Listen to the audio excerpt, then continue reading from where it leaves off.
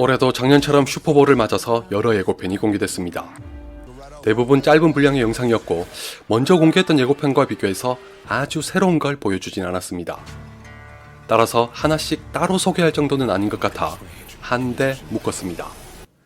그냥 흘려보내기엔 또 아쉬우니 간단하게 살펴보도록 할까요?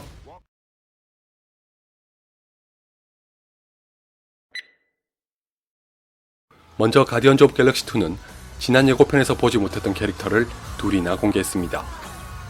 하나는 악당으로 등장할 예정인 아예샤고 다른 하나는 1편에서 봤던 네뷸라입니다. 아예샤에 대해서는 일전에 예고편을 보고해서 소개했었죠? 원작에서는 아담 오록의 여성 버전으로 등장했던 캐릭터입니다. 영화에서는 한 종족의 사제로 등장해 가디언즈 오브 갤럭시에게 도움을 청합니다.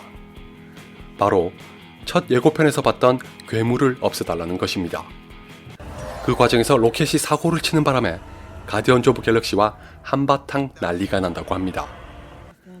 네뷸라는 다들 아시죠? 전편에서 가모라와 함께 타노스의 양녀였습니다. 이것도 이미 말씀드렸다시피 2편에선 가디언즈 오브 갤럭시의 일원으로 합류합니다. 그 이후에도 앞에서 말씀드린 아예샤가 있습니다. 알고 보니 아예샤의 종족이 네뷸라를 잡았다고 합니다. 가디언즈 오브 갤럭시에게 네뷸라를 주는 대신 괴물을 처리해달라고 부탁하는 거죠. 이 밖에 라쿤이 스타로드와 함께 제트팩을 메고 하늘을 날아다니는 장면이 있었고 가모라가 터프하게 무슨 게틀링건의 바주카포 버전처럼 생긴 무기를 쏘는 장면, 그리고 라쿤과 그룻이 욘두를 환대하는 장면이 있었습니다. 마지막에는 또 한 번 가디언즈 오브 갤럭시다운 유머로 마무리하고 있습니다. 스타로드의 아버지인 이고는 여전히 모습을 드러내지 않았습니다. 다음 예고편에서 볼 수 있으려나요? 그리고 네뷸라와 멘티스는 어벤져스 인피니티 워에도 등장할 예정입니다. 가디언즈 오브 갤럭시에 합류했으니 당연하겠죠. 아마 욘두도 이변이 없는 한 볼 수 있을 것 같습니다. 다음은 트랜스포머 최후의 기사입니다. 앤서니 홉킨스의 내레이션은 이 영화의 주된 이야기가 무엇이 될지를 예고하고 있습니다. 10중 8구 유니크론으로 보이는 물체가 지구로 오는 건 무언가를 찾기 위해서일 것으로 보입니다. 그게 무엇인지에 대한 몇 가지 설 중에서 아도왕의 보검인 엑스칼리버로 추측하고 있다는 건 이미 다른 영상에서 말씀드렸습니다. 케이드 예거가 그걸 휘두르고 있는 것 같은 장면을 새롭게 볼 수 있습니다. 나머지 대부분은 트랜스포머 시리즈답게 액션으로 채워졌습니다. 재미있고 없고를 떠나서 트랜스포머가 흥행에서 성공하는 요인이라는 건 부인할 수 없죠. 그 와중에 그림록이 인간들의 공격을 받아서 공경에 처하는 장면이 있습니다. 범블비와 옵티머스는 첫 예고편과 마찬가지로 무슨 이유에선지 격렬하게 싸우고 있는데 그 전에 들려오는 목소리가 심상치 않습니다. Your world is dying. Do you seek redemption? My maker, I do. 옵티머스가 창조주라고 부르는 걸로 봐선 두 가지 중 하나입니다. 원작에서 트랜스포머를 창조한 쿠인테슨이거나 전편에서 지구로 왔던 창조주겠죠. 물론 유니크론일 확률도 있습니다. 사이버트론이 죽어가고 있으니 살리고 싶다면 자신에게 복종하여 지구를 파멸시키라고 명령할 수도 있지 않을까요? 거기에 넘어간 옵티머스와 막으려는 범블비와의 싸움이 일어나는 것처럼 보입니다. 분노의 질주 시리즈는 7편의 영화를 거치는 동안 자동차로 보여줄 수 있는 액션을 총망라했습니다. 더 이상은 없을 것 같다고 생각했는데 7편은 또 한 걸음 더 나아갔었죠. 이번에야말로 더 보여줄 게 있을까 했더니 8편은 그것마저 뛰어넘을 기세입니다. 이번 영화에서 도미닉은 다른 친구들은 물론이고 레티마저 배신합니다. 모종의 이유로 샤를리즈 테론이 연기한 사이퍼를 도와서 범죄를 저지르기 위해서입니다.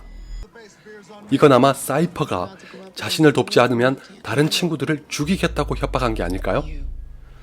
정확한 건 영화를 봐야 알겠고 중요한 건 액션의 스케일이 전편보다 더 커졌다는 것입니다. 뉴욕의 한복판에서 총을 난사하는 장면부터 시작해 심지어 북극해로 가서 잠수함과 싸웁니다.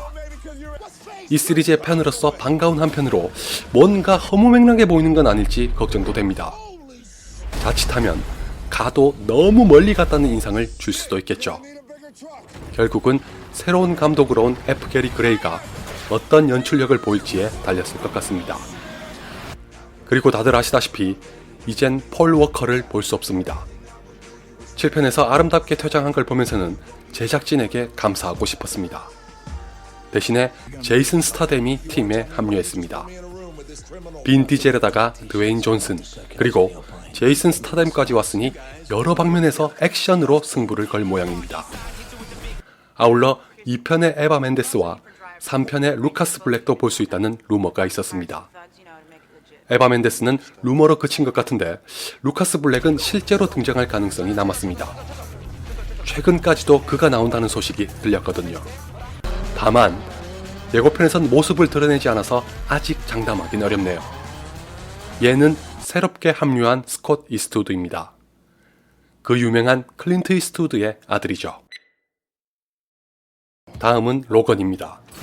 로건은 제가 이미 2번이나 예고편을 다뤘으니 여기서까지 따로 얘기하진 않겠습니다. 개봉까지 약 한 달이니 이제 기다리는 일만 남았습니다.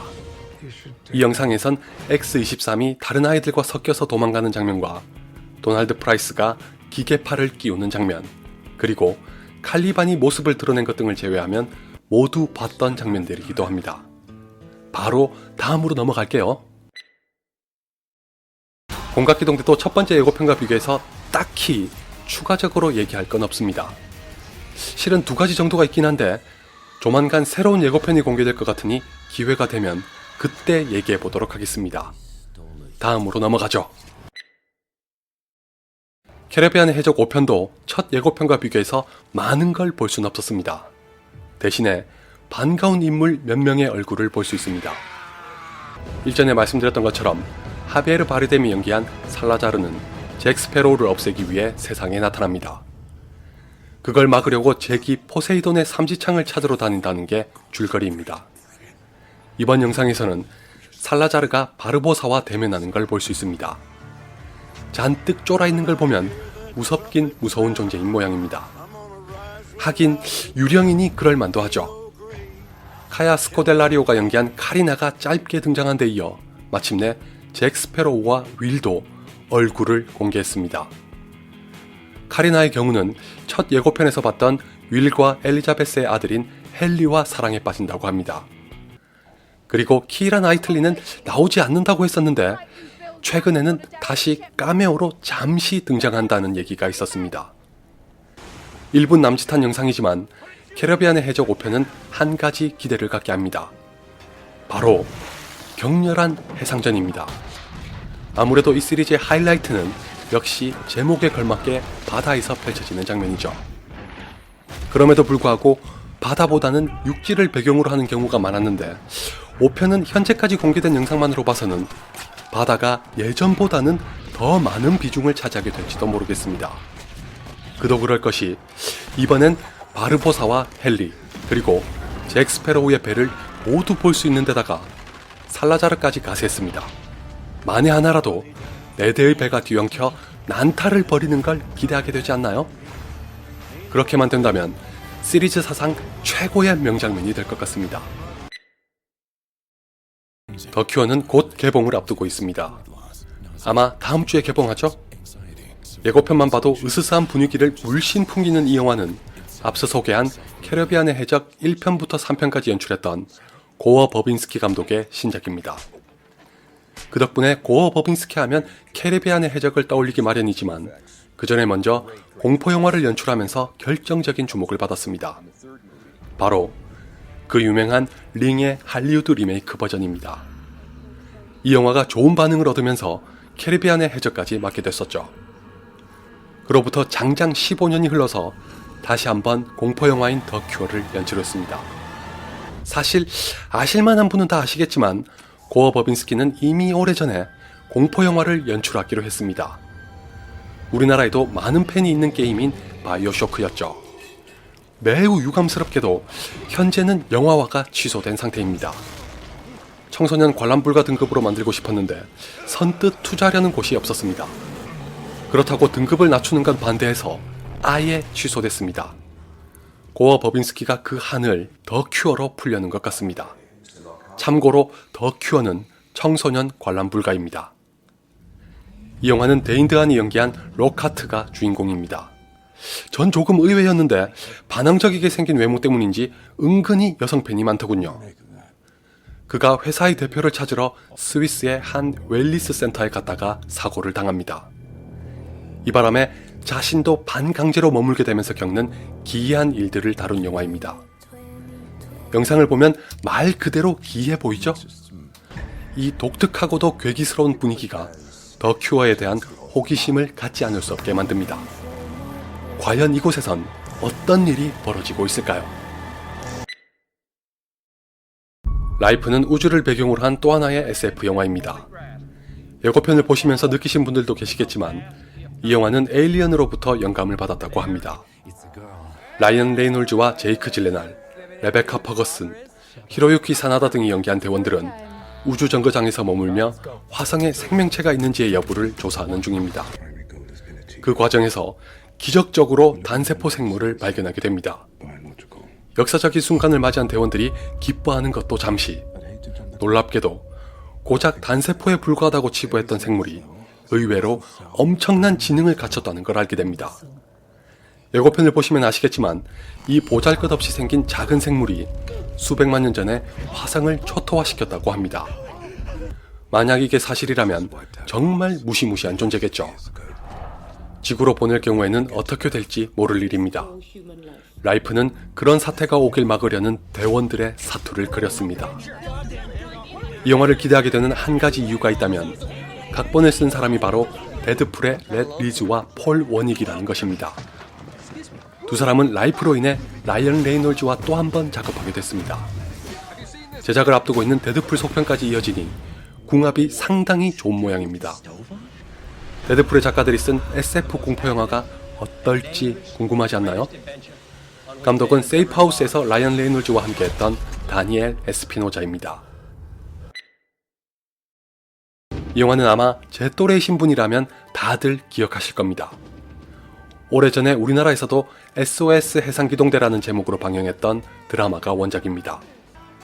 전격 제트 작전으로 유명했던 데이빗 하세로프가 주연이었고 당시에 섹시스타로 위세를 떨쳤던 파멜라 앤더슨도 출연했었죠. 그 드라마를 영화로 만든 게 바로 베이워치입니다. 참고로 두 사람 다 영화에 카메오로 나온다고 합니다. 당연히 제목 그대로 한여름의 바다를 배경으로 하는 영화니 볼거리가 굉장히 많습니다. 특히 아실만한 분은 다 아실 알렉산드라 다다리오가 출연합니다. 왜 이렇게 좋아하는지는 굳이 말하지 않겠습니다. 아마 지금쯤 고개를 끄덕이고 계실 남자분들이 한둘이 아닐걸요? 드웨인 존슨은 드라마에서 데이빗 하세로프가 연기했던 미치 부캐넌으로 출연했습니다. 혹시 피라냐 3DD라는 영화를 보신 분들이 계실지 모르겠는데 데이빗 하세로프는 그 영화에서 베이워치의 한 장면을 패러디했던 적도 있습니다. 그만큼 자신에게 있어 대표적인 캐릭터죠.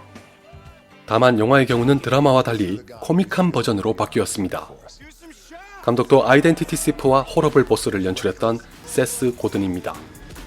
아마도 21점프 스트리트가 드라마를 코믹하게 영화화시켜 성공하는 걸 보면서 자극을 받은 것 같습니다. 그래서 개인적으로는 이 영화를 기대합니다. 제게 프론의 경우는 멋있고 잘생긴 역할보다는 어딘지 좀 덜 떨어져 보이는 연기를 할 때가 더 재밌더라고요. 예를 들어 나쁜 이웃들이나 오마이 그랜파가 그랬었죠. 베이워치에서는 전직 올림픽 메달리스트였던 해상구조대원을 연기했습니다. 그가 미치 부캐넌과 함께 해변을 위협하는 범죄자와 맞선다는 내용입니다. 이상 모두 9편의 영화를 짧게나마 소개해드렸습니다. 저는 모두 볼 예정인데 여러분은 어떤 영화에 가장 관심을 갖고 계시나요? 10중 8구 가디언즈 오브 갤럭시2나 트랜스포머 최후의 기사겠죠? For peaceful cooperation may never come again.